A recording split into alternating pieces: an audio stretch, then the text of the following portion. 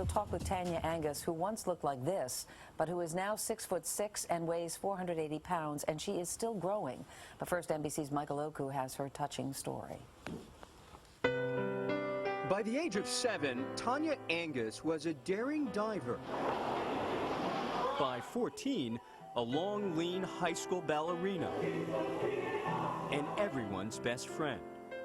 Old home videos, dusty pictures that reveal who Tanya was, but not what she's become. I get the impression everything hurts. Yes, every day, everything, every At hour. 30, Tanya is 6'6", 480 pounds. Today, I'm still growing. Everything is growing. Everything. My back, my head, my feet, my hands, my face. Tanya suffers from something called acromegaly, a chronic growth dysfunction that afflicts only 2 to 3 out of 1 million people per year. It's like I'm somebody else. I look in the mirror, I don't see me. It was a decade ago when Tanya, then an energetic 20-year-old interested in an acting career, began to notice that nothing fit. Then, one morning, couldn't fit into any of her clothes at all. I kind of got scared when I couldn't fit into my shoes anymore. In a few short days, her voice deepened, her face expanded.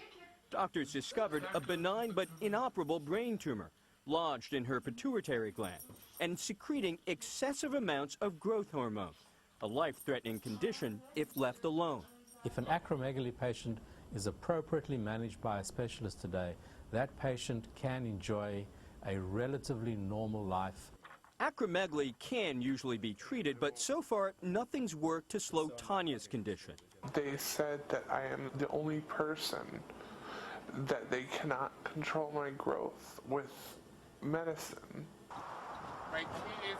She gets out in a van modified to accommodate her, mostly to call on one of 5 doctors she visits a month. Let's put these back on you and see. But the condition largely confines her indoors. Stand up. I don't want to see myself in the mirror. I'm sorry. It's okay. I feel so ugly. Trapped in her own home and in her own body. For today, Michael Oku, NBC News, Las Vegas. Tanya Angus is with us along with her mother, Karen STRUTYNSKI. Bob Knutzen is an acromegaly patient as well, and the founder of the nonprofit Pituitary Network Association. Good morning to all of you. Good morning. Tanya, if I could start with you. Obviously, watching the piece, I can see how difficult this is for you to talk about. Why did you want to share your story?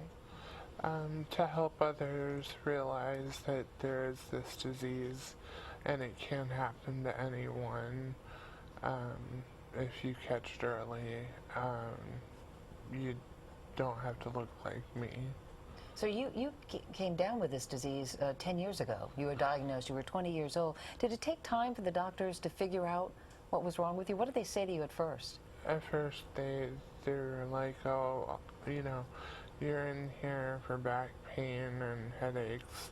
You're just trying to get drugs from us. So they didn't believe you? No, they just thought I wanted pain medicine to get high off of. So how long did it take them to properly diagnose the illness? Well, I started growing at about 17, and I was diagnosed at age 22. So 5 years of living with this, and you're saying had it been diagnosed earlier, maybe they could have done more than they have at this point. Karen, Tanya growing up, did you ever notice anything that would have suggested that there was something wrong? She was perfectly normal, and as with pediatricians, they always do the weight and the height, and everything was normal. She was a perfectly normal teenager, dancing and her friends, and everything was fine.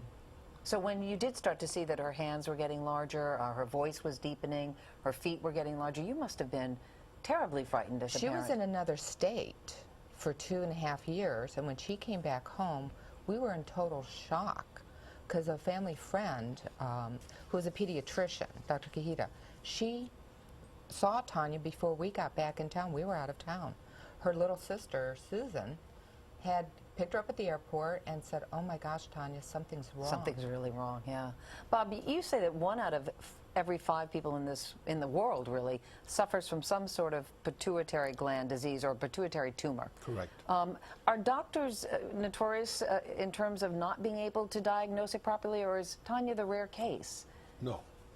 She is only rare because her tumor is so aggressive. But she is not rare or unusual at all. Even in acromegaly, the figure you have, I'm sorry to contradict you, is a little bit wrong. It is far more than 1 in 3, 3 in a million. Probably closer to 18 or 20 per million have it.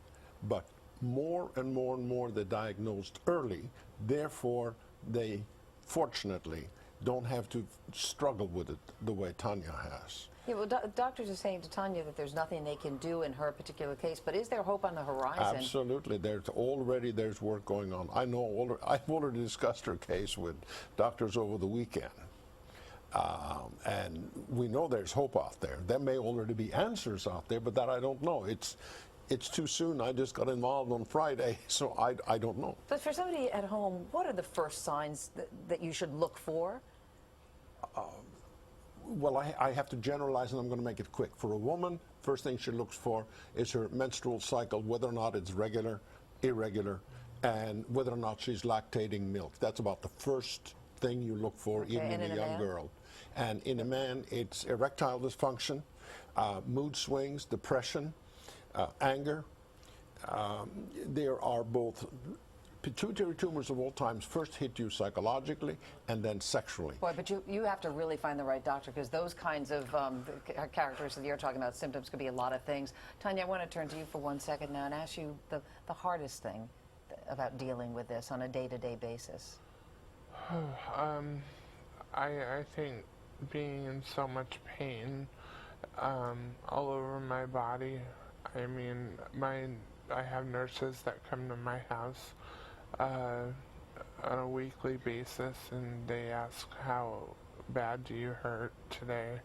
And I'm like a 9, and I mean, I can't stand longer than 20 seconds, and at 30 years old, I never dreamt that my life would be like this. No, you look at the pictures of you as a 20-year-old, and the difference is very, very striking. I mean, you've also suffered 2 strokes as a result of this, and you have constant kidney stones. Yeah. What are doctors saying to you about prognosis? What do they say? Well, one doctor told me I had a couple months to live. That was back in September. And it freaked me out a lot. And then I went to another doctor and I told him that, and he's like, "I don't see a date stamped on the bottom of your foot." And I started to think about it that way, you know. Yeah. And he goes, "Although you do need an orthopedic bed to raise your legs when you sleep at night." Well, I know maybe through some of Bob's help in getting you connected to among the doctors, maybe there'll be something promising on the horizon for you. And you also have a loving family, your mom, Karen, and you mentioned your sister. You wanted to give her a shout out, so go ahead. I wanted to tell her happy birthday. You know, Mom and me. She's just turned 28 years old, and her name's Susie. Well, so we'll all wish her a happy birthday, and we wish you the very best, Tanya. Thank you for sharing your story. Karen, thank you so much. Bob, also. Bob Knutzen, thank you.